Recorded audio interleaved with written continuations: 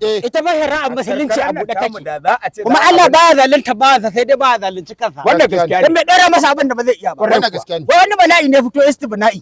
sai mutum ya tabajiro kansa da kansa ya biya kansa bukata wanda kuma haramun ne Allah baya so baya daga cikin zubafin mu'mina wanda za su yi ga aljanna wannan gaskiya ne haka ne ai wannan yanzu ya zama ruwan dare babu kauye ba birni to ba dole ba wallahi yanzu wannan ba waya bace ba waya ce ka higa nan ka higa nan ka higa chatin ka higa wasa ka samu yar mutane he kai ma murya take ba muharrama ka ba ita kanta Maryam mace al'aura ce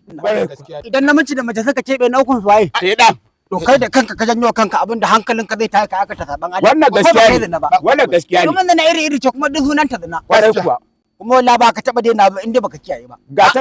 da hana arziki kaga arziki in kai da wallahi illolin da na yawa ne da shi a rayuwa kaga ta hana ka arziki da sai kai gaba ka da ba wannan gaskiya Allah dauke ma natsuwa da tunani mai kyau gaskiya hasken imani da nurin wannan gaskiya ne